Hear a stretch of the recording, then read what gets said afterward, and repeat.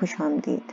اگر تو آپ میرے چینل پر نئے ہیں تو میرا مشورہ یہ ہے کہ آپ انگلش اسپیکنگ کورس جو ہے وہ پارٹ 1 سے سٹارٹ کریں۔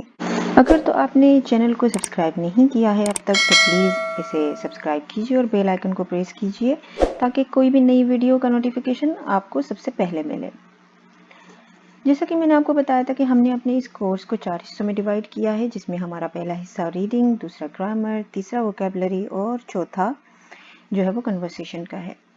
تو ریڈنگ میں ہم نے پچھلے لیسن سے کمپریہنشن شروع کی ہوئی ہے، تو آج کی ہماری کمپریہنشن ہے یہ۔ اب اس کمپریہنشن میں ہم میری کے بارے میں پڑھ رہے ہیں، اس کے گھر والوں کے بارے میں۔ تو کمپریہنشن کے اینڈ میں کچھ کوسچنز ہیں جن کے آپ کو آنسر دینے ہیں، لیکن جو آنسرز ہیں ایکوریٹ آنسرز ہیں وہ میں نے اس ویڈیو کے لاسٹ میں دیے ہیں تاکہ آپ اپنے آنسرز کو ان کے ساتھ میچ کر سکیں۔ تو شروع کرتے ہیں۔ یہاں پہ ہے ہمارے پاس میری از 10 year old۔ اب میری جو ہے وہ 10 سال کی لڑکی ہے۔ شی از فرام ڈارسٹ، وہ ڈارسٹ جگہ کا نام ہے، وہاں سے تعلق رکھتی ہے۔ ہر here is long and brown. اب دیکھیے یہ سینٹنس بڑا امپورٹنٹ ہے، ہر here is long and brown. اب اس کے بال جو ہیں وہ لمبے ہیں اور براؤن ہیں۔ ہیئر جو ہے اس کے لیے ہم کبھی بھی ہیئرز نہیں کہتے، اسے ہم پلورل فارم میں نہیں لیتے۔ کیوں نہیں لیتے؟ کیونکہ یہ انکاؤنٹیبل ناؤن ہے۔ آپ اپنے بال کاؤنٹ نہیں کر سکتے، آپ گن نہیں سکتے کہ آپ کے سر پہ کتنے بال ہیں، تو اس لیے یہ ہمیشہ سنگیولر ہیئر کے فارم میں استعمال ہوتا ہے، لیکن اسے کنسیڈر ہم پلورل ہی کرتے ہیں۔ She has got brown eyes۔ اس کی براؤن آنکھیں ہیں۔ She has got a cat and a dog۔ اور اس کے پاس ایک بلی ہے اور ایک کتا ہے۔ اب دیکھیے has got کا مطلب ہر کسی نہیں ہے کہ حاصل کیا ہے یا پایا ہے۔ جیسے I have got black eyes، میری کالی آنکھیں ہیں۔ Their names are Pat and Fluffy۔ اب یہ جو اس کے کیٹ اور ڈاگ ان کے نام دیے ہوئے ہیں کہ پیٹ اور فلفی ان کے نام ہیں۔ Pat the dog has got small house in the garden۔ اب اس کا جو کتا ہے اس کا ایک چھوٹا سا گارڈن میں گھر ہے۔ Mary's cat Fluffy is 3 years old۔ اب فلفی اس کی بلی کا نام ہے جو کہ 3 سال کی ہے۔ Mary's mother is Jane۔ میری کی والدہ جین ہے، نام ہے جین اس کی والدہ کا۔ She is a teacher، وہ ایک ٹیچر ہے۔ She is 36 years old۔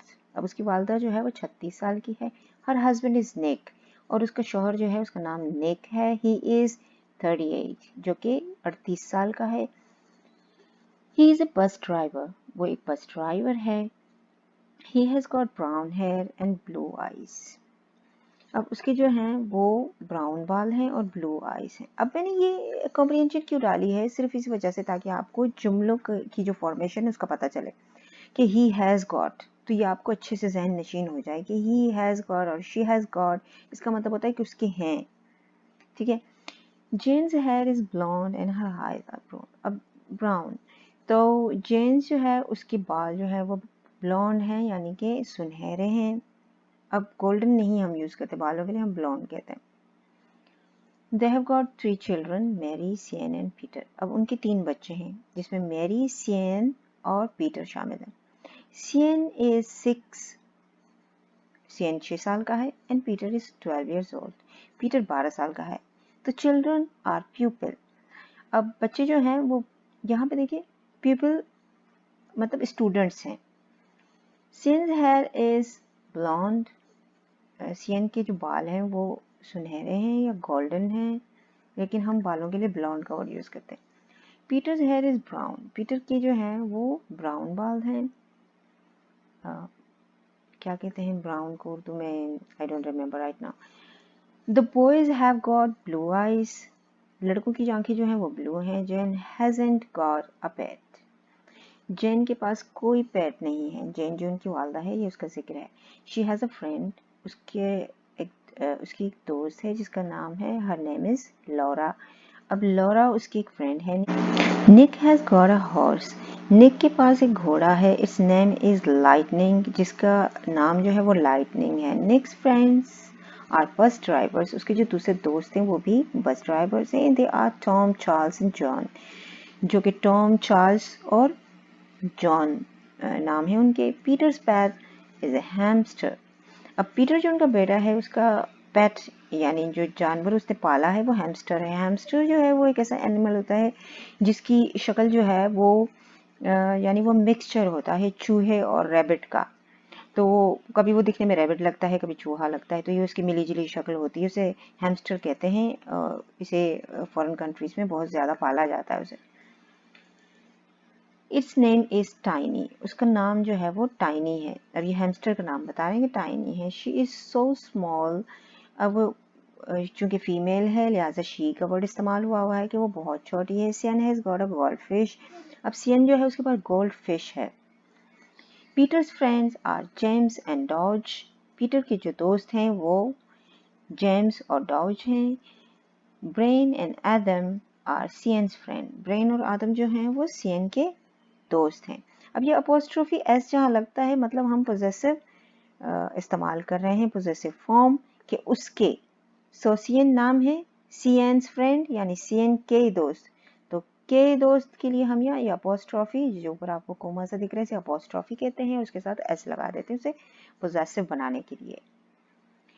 हमारे पास क्वेश्चंस यहाँ पे हैं। How many pets has the family got, तो पूरी फैमिली में टोटल कितने पेट्स यानी जो हम जानवर पालते हैं उन्हें पेट्स कहा जाता है, तो कितने हैं। Has the family got a garden, क्या उनके पास गार्डन है। There is a family, where is the family from, ये जो फैमिली है वो कहाँ से है, उसका ताल्लुक कहाँ से है। Who is the daughter in the family, उनकी बेटी जो है वो कौन है।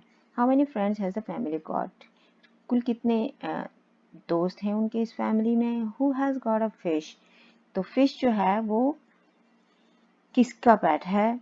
Who has got blonde hair, किसके सुनहरे बाल हैं। हु इज पीटर, पीटर कौन है। Who has got blue eyes, blue eyes किसकी हैं। हु इज डॉज, तो ये तमाम वो सवालात हैं जिनके जवाब आपको देने हैं, आप पेपर पे लिख सकते हैं। उसके बाद इस वीडियो के एंड में आप अपने जवाब चेक कर सकते हैं अपनी अंडरस्टैंडिंग को कि आपको कितना समझ आया। पार्ट 2 हमारा ग्रामर है। चूंकि हमने पिछले लेसन में नाउन पढ़े थे, नाउन के बाद चूंकि प्रोनाउन आता है लिहाजा हम प्रोनाउन से स्टार्ट करते हैं। प्रोनाउन है क्या, नाउन की मैंने आपको कंप्लीट डिटेल दी थी प्रीवियस लेसन में, इस दफ़ा मैं आपको प्रोनाउन की कंप्लीट डिटेल देने वाली हूँ। लेकिन फिर भी अगर इस ग्रामर के एंड तक आपको प्रोनाउन समझ ना आए, कोई कंफ्यूजन रहे, तो प्रोनाउन पे एक कंप्लीट लेसन है मेरा, आप मेरे चैनल पे जाके चेक कर सकते हैं। What is a pronoun? Pronoun makes up small subcategory of noun. The distinguishing characteristics of pronoun is that they can be substituted for the other nouns. For instance, if you are telling a story about your sister Sarah, the story will begin to sound repetitive if you keep repeating Sarah over and over again. इसका मतलब ये है कि pronoun जो है वो हम noun की जगह इस्तेमाल करते हैं जब हम किसी शख्स के बारे में बात करते हैं और कोई स्टोरी बता रहे होते हैं या उसके बारे में तफसील से बता रहे होते हैं, तो हम उसका नाम जो है वो बार बार रिपीट नहीं करते बल्कि वो कह के इस्तेमाल करते हैं। तो ये वो जो है वो हो गया आपका प्रोनाउन। जैसे कि यहाँ पे हमारे पास एग्जाम्पल सारा का दिया हुआ है। सारा हैज़ ऑलवेज लव्ड फैशन, अब सारा जो है उसे फैशन करना बहुत पसंद है। अब देखिए हमने सेकंड लाइन, क्योंकि हम सारा के बारे में ही बात कर रहे हैं यहाँ पे, she announce that she wants to go to fashion school, तो उसने ये जो है वो कहा कि उसको फैशन स्कूल जाना है मजीद पढ़ाई के लिए। तो यहाँ पे देखिए सारा, हम उसके बारे में बात कर रहे हैं, नेक्स्ट लाइन भी उसी के बारे में है, लेकिन हम दोबारा सारा नहीं कहेंगे कि सारा ऑलवेज लव्ड फैशन, सारा अनाउंस्ड, तो ये बड़ा ऑकवर्ड लगता है। तो जब आप पैराग्राफ लिखते हैं तो इन चीज़ों का ख्याल रखना पड़ता है, तो प्रोनाउन का इस्तेमाल यहाँ इस सूरत में किया जाता है। अब प्रोनाउन की बहुत सारी इकसाम है जिसमें हमारे पास पहला है, टोटल 7 उसकी किस्में हैं। पहला है हमारे पास पर्सनल प्रोनाउन। पर्सनल प्रोनाउन क्या होता है, जैसे आई, मी, ये देखिए यहाँ पे ये तीन है डिफरेंट कैटेगरीज। यहाँ पे there are few different types of pronoun and some pronoun belong to the more than one category. She and her are known as personal pronoun. The other personal pronoun are I, me, you, he and him, it, we and us, and they, them. If you learn about pronoun in school, they are probably the word your teacher focused on. We will get the other types of pronoun in a moment. So personal pronouns यानी जाती, अब जैसे वो, उसका, मैं, मेरा, तो ये पर्सनल प्रोनाउन हो गए। اس کے بعد ہے ریلیٹو پروناؤن. اب ریلیٹو جیسا کہ نام سے ظاہر ہے یہ ریلیشن پیدا کرتا ہے. Relative pronoun make up another class of pronoun. They are used to connect relative clauses to independent clauses. اب کلوز کیا ہوتا ہے؟ کلوزز جو سینٹینسز ہوتے ہیں، دو سینٹینسز کو ملانے کے لیے ہم ریلیٹو پروناؤن کا استعمال کرتے ہیں. ایگزامپل ہمارے پاس یہاں پہ ہے، دیکھ لیتے ہیں. Relative pronouns include that, what, which، who and whom. Traditionally who refers to people and which and that refers to animals or things. اب یہاں پہ لکھا ہوا ہے کہ who جو ہے وہ ہمیشہ لوگوں کے لیے استعمال ہوتا ہے، جبکہ which اور that جو ہے وہ animals کے لیے اور چیزوں کے لیے استعمال کرتے ہیں. The woman who called earlier didn't leave a message. اب یہ ایک سینٹنس ہمارے پاس یہ ہے جس میں لکھا ہوا ہے the woman who called. اب خاتون جنہوں نے کال کی، تو اب جنہوں کے لیے ہم نے who کا ورڈ یہاں پہ استعمال کیا.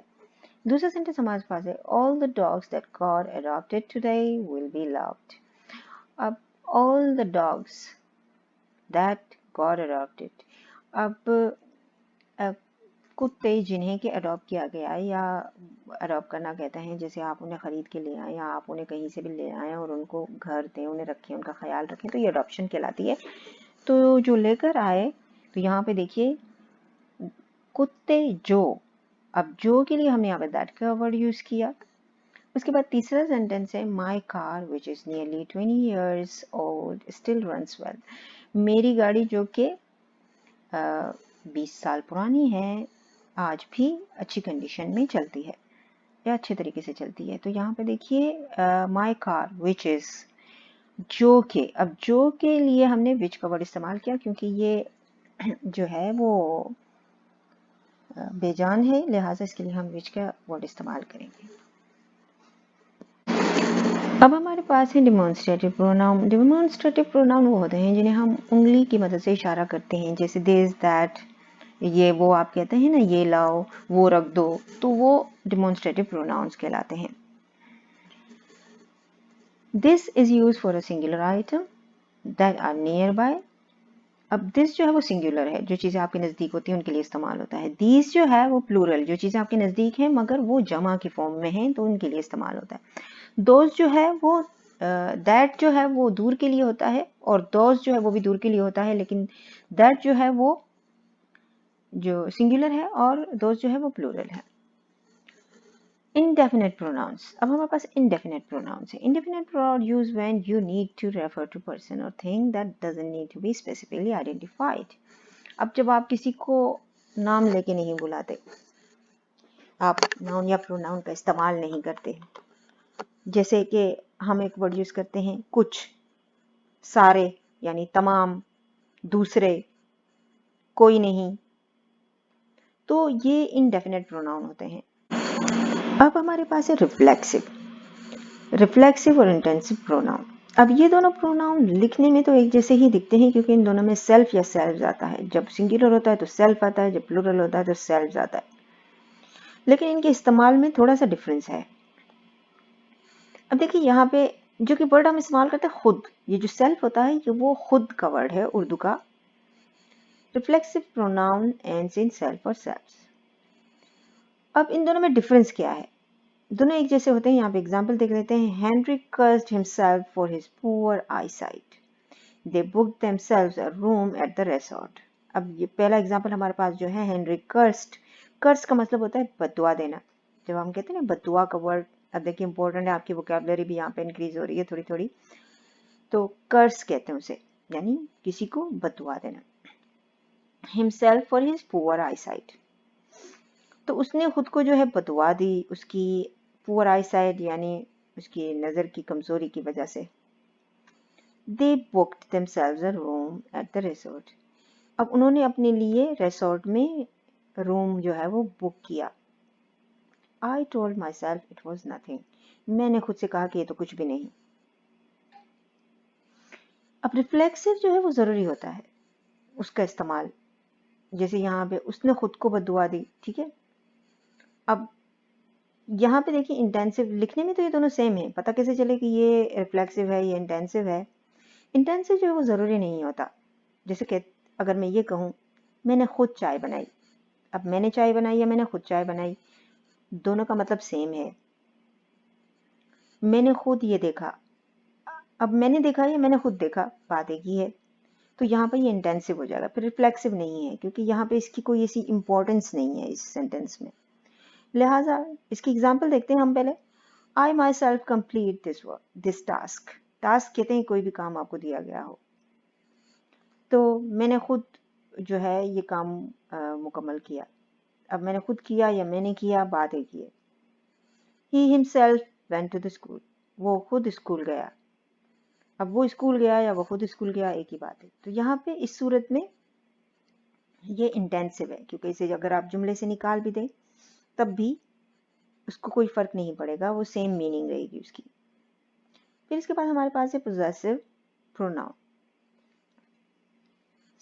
پوزیسو پروناؤن جو ہیں وہ دو طرح کے ہوتے ہیں. مائی، یور، اٹس، ہز، ہر، اور. یہ تو ہو گئے. who are used to show that something belongs to an antecedent. اب antecedent کیا ہوتا ہے کہ جس کے لیے آپ پروناؤن کا استعمال کر رہے ہوتے ہیں. جیسا کہ ہم نے پہلے سارا پڑھا تھا، پھر اس کے لیے ہم نے شی کا استعمال کیا، تو شی تو ہمارا پروناؤن ہو گیا اور سارا اس کا اینٹیسیڈنٹ ہو گیا. سارا is working on Hare application. اب دیکھیے یہاں پہ دوبارہ ہر کا ورڈ یوز ہوا ہے جو کہ پروناؤن ہے. ہر پروناؤن ہے. سارا جو کہ ناؤن ہے یہ اینٹیسیڈنٹ بھی ہے. کس کا اینٹیسیڈنٹ ہے؟ اس پروناؤن کا. Just put me back on my bike. اب مائی جو ہے یہ بھی پوزیسو پروناؤن ہے. The student practiced their presentation after school. اب the students جو ہے وہ اینٹیسیڈنٹ ہے اس پروناؤن کا their کا. اس کے بعد ہمارے پاس ہے interrogative pronoun. Interrogative pronoun are use in a question. جیسے کہ اس سے ظاہر ہے انٹروگیٹو ہمیشہ کوشچنس ہوتے ہیں. اس کے لیے ہم who, what, which, whose, whom کا ورڈ استعمال کرتے ہیں. اگزامپل ہمارے پاس ہے who wants a bag of jelly beans. کس کو چاہیے بیگ آف جیلی بینس؟ کس کو چاہیے؟ تو who آ گیا ہمارے پاس. what is your name؟ تمہارا نام کیا ہے؟ تو what یوز کیا ہم نے. which movie do you want to watch؟ کون سی مووی تم دیکھنا چاہتے ہو؟ whose jacket is this؟ یہ کس کی جیکٹ ہے؟ تو یہ سارے جو ہیں ہمارے انٹروگیٹو پروناؤن ہو گئے. اب ہمارا پارٹ 3 جو ہے وہ ووکیبلری کا ہے. ووکیبلری میں آج ہمارے پاس، چونکہ اب ہم ابھی تک کچن کے بارے میں پڑھ رہے ہیں، کچن میں مختلف چیزیں، ووکیبلری ہر کوئی انکریز کرنا چاہتا ہے، لیکن جب تک کہ آپ اپنے آس پاس اپنے گھر کے اندر ساری چیزوں کے نام آپ کو نہیں آتے تو باہر کے یا مشکل نام سیکھنا بہت مشکل ہو جاتا ہے. سب سے پہلے تو آپ کو ان چیزوں کے نام معلوم ہونا چاہیے، بیسک چیزوں کے جنہیں آپ ہر وقت ہر ٹائم یوز کرتے ہیں. اب جیسے کہ یہاں پہ میں نے پچھلی دفعہ آپ کو برتنوں کے بارے میں بتایا تھا، کچھ انفارمیشن دی تھی، تو آج میں آپ کو کچھ چیزیں، اہم چیزیں جو کچن میں پائی جاتی ہیں ان کے بارے میں بتا رہی ہوں. یہ بہت امپورٹنٹ ہے. جب آپ خریدنے کے لیے جاتے ہیں تو آپ کو یہ نام آنے چاہیے. اب دالیں سب سے پہلے لے لیں. اب یہ مختلف قسم کی جو دالیں ہوتی ہیں، جب ہم کہتے ہیں ورڈ دال یا دالیں تو انہیں لینٹلز کہا جاتا ہے. کیا کہا جاتا ہے؟ لینٹلز. اس کے بعد ہم آتے ہیں بینز، یعنی کہ بیج. مختلف قسم کے جو لوگ بناتے ہیں، جیسے یہاں پہ دیکھیے یہ راجما وغیرہ یہ لکھے ہوئے، یہ بینز کہلاتے ہیں. جیسے کڈنی بینز وہ بھی لوگ بناتے ہیں اور بڑے شوق سے کھاتے ہیں، تو یہ بینز کہلاتے ہیں. ٹھیک ہے. اس کے بعد ہمارے پاس ہے اسپائسز. اب اسپائسز یعنی گرم مسالہ. جب آپ اس کو ایک ورڈ دیں گے گرم مسالے تو یہ ہو گیا اسپائسز، یا مسالے کہہ لیں، صرف مسالے. ورڈ مسالہ مینس اسپائسز. اب مٹر جو ہے نا ہم پیس کہتے ہیں. جو ہرے مٹر ہوتے ہیں یہ پیس کہلاتے ہیں. جبکہ جو چھولے ہیں، چنے جسے ہم کہتے ہیں، یہ چک پیس کہلاتے ہیں. ٹھیک ہے. اب اس میں وائٹ بھی ہوتے ہیں، بلیک بھی ہوتے ہیں، لیکن انہیں ہم چک پیس کہتے ہیں. اب یہاں پہ مسالے میں ہمارے پاس ڈھیر ساری چیزیں ہیں. میں آپ کو بتاتی ہوں ون بائی ون. آپ نے غور سے سننا ہے، یاد کرنے کی کوشش کرنی ہے. ایک بار بھول جائیں کوئی بات نہیں، دوبارہ سن لیں، آپ ریپیٹ کر دیجئے. یہاں پہ سب سے پہلے ہمارے پاس ہے یہ red chilli powder. Chilli powder تو کیونکہ لال مرچ ہے تو ریڈ چلی پاؤڈر. پھر یہ دھنیا پاؤڈر. इसे कहते हैं कोरिएंडर पाउडर, कोरिएंडर पाउडर। इलायची को हम कहते हैं कार्डेमम, कार्डेमम। इसके बाद हमारे पास है ये साबित धनिया, इसे हम कहेंगे कोरिएंडर सीड्स, कोरिएंडर सीड्स। इसके बाद यहाँ पे हल्दी है, हल्दी को हम कहते हैं टर्मेरिक, टर्मेरिक पाउडर। अगर आप इसका पिसा हुआ लेते हैं तो पाउडर लगाना जरूरी है उसके साथ, तो टर्मेरिक पाउडर। जीरा जो है उसे हम कहते हैं क्यूमिन सीड्स, क्यूमिन सीड्स। उसके बाद हमारे पास यहाँ पे ये जो आपको दिख रहा है जायफल, जायफल को नटमेग कहा जाता है, नटमेग। नट, हम किसी भी जो नट्स होते हैं यानी जैसा कि बादाम है वो भी नट्स में आती है, काजू वो भी नट्स में आता है, लेकिन ये गरम मसाले का हिस्सा है जायफल, इसे हम नटमेग कहेंगे। इसके बाद हमारे पास ये स्टिक्स हैं जो कि बहुत ज़्यादा हम इस्तेमाल करते हैं, इसे सिनेमन कहा जाता है, दालचीनी, सिनेमन। ये पत्ता जो है जो हम चावलों में अक्सर इस्तेमाल करते हैं, खुशबू के लिए इस्तेमाल होता है इसका, पुलाव बिरयानी वगैरह में, इसे बे लीफ कहा जाता है, बे लीफ। ठीक है, तो ये काफ़ी सारे नाम्स मैं आपको यहाँ पे ये बता दिए हैं, तो इनको याद कर लीजिए आप।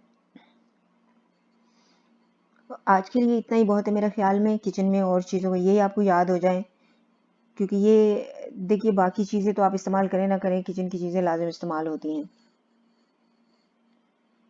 इसके बाद हमारा चौथा पार्ट जो है वो कन्वर्सेशन का है। कन्वर्सेशन में आज हमारे पास कन्वर्सेशन है जब कोई जूता खरीदने के लिए जाता है, जब आप शूज़ लेने के लिए जाते हैं तो वहाँ किस किस्म की कन्वर्सेशन होती है। पिछली दफ़ा मैंने आपको शॉपिंग मॉल का बताया था, कपड़ों की ख़रीदारी का, इस दफ़ा मैं शूज़ की आपको बता देती हूँ। थोड़ा सा मिलती जुलती होती है लेकिन थोड़ा बहुत डिफरेंस होता है। चलिए देखते हैं। शॉप असिस्टेंट जो दुकान में काम करने वाला होता है वो कहता है hi there, do you need any help. अब ये वो ग्रीटिंग के लिए कहते हैं, ये उनकी आदत होती है कि जी मैं आपकी क्या मदद कर सकता हूँ। सैम, अब जो खरीदारी के लिए गया उसका नाम सैम है। हाय, अब ये जो ई आर है इसका मतलब यही होता है जब हम कहते हैं ना ये वो वर्ड, तो I really like these trainers, how much are they. अब ये शूज़ की किस्म है, जैसे कि जॉगर्स होते हैं, ट्रेनर्स होते हैं, तो ये उसके बारे में बात हो रही है कि मुझे ये बहुत पसंद है। हाउ मच आर दे, ये कितने के हैं। Shop assistant, oh they are $45, ये $45 के हैं। Sam, okay do you have them in 10, अब ये 10 साइज बता रहा है, क्या तुम्हारे पास ये 10 नंबर में होंगे। Shop assistant, I will have a look for you, मैं आपके लिए देखता हूँ या मैं आपके लिए चेक करता हूँ। सैम, थैंक्स, शुक्रिया। शॉप असिस्टेंट फिर कहता है oh what colour would you like, आप कौन सा कलर पसंद करेंगे। सैम, ब्लैक प्लीज, काले रंग में चाहिए। Shop assistant, okay just a moment, just a moment mean थोड़ा वेट कीजिए प्लीज, मेहरबानी करके। The assistant goes to look for a trainer that Sam wants to try on. You have got a 10 in white, but not in black. अब वो जब देखने के लिए गया तो उसने कहा We have got a 10 in white. हमारे पास 10 नंबर जो है वो सफ़ेद रंग में है, but not in black. लेकिन ब्लैक में नहीं है। Sam, oh, do you have size 11 in black? तो क्या आपके पास काले रंग में 11 का साइज है। Shop assistant, Yeah, sure. Do you want to try them?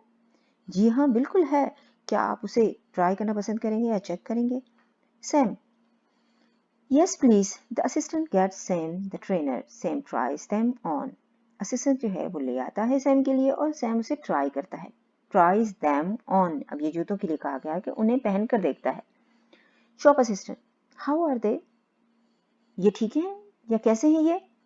I like them but they are a bit too big, मुझे ये पसंद है लेकिन ये थोड़े बड़े हैं, बिट थोड़े। Shop assistant, do you want to try the white ones in your size, क्या आप सफ़ेद ट्राई करना पसंद करेंगे अपनी साइज के। Sam, no thanks, I don't like the white ones too much, नहीं मुझे सफ़ेद कुछ इतने ख़ास पसंद नहीं। Shop assistant, okay I am sorry about that, मुझे अफसोस है। Sam, don't worry, thanks anyway, bye. یعنی کوئی بات نہیں، شکریہ بہرحال، by. چوپوزیشن thanks allot, by now. اب بائی ناؤ کہا جاتا ہے جیسے ہمیشہ کے لیے، یہ بہت اچھا ایک وہ رہتا ہے پولائٹ وے میں آپ کسی کو بائی کریں کہ بائی فور ناؤ، یعنی ابھی کے لیے. اب یہ وہ آنسرز ہیں جو کمپریہنشن ہم نے فرسٹ میں کی تھی، تو یہ آپ چیک کر لیجئے کہ یہ آنسرز کیا ہیں، میچ کیجئے جو آپ نے لکھے تھے آنسرز ان کے ساتھ. اگر آپ کو ویڈیو پسند آئی ہے تو اسے لائک کرنا مت بھولیے، اور ہمارے چینل کو سبسکرائب کیجئے، اپنے دوستوں کے ساتھ شیئر کیجئے. اگلے ویڈیو تک کے لیے اجازت دیجئے، اللہ حافظ.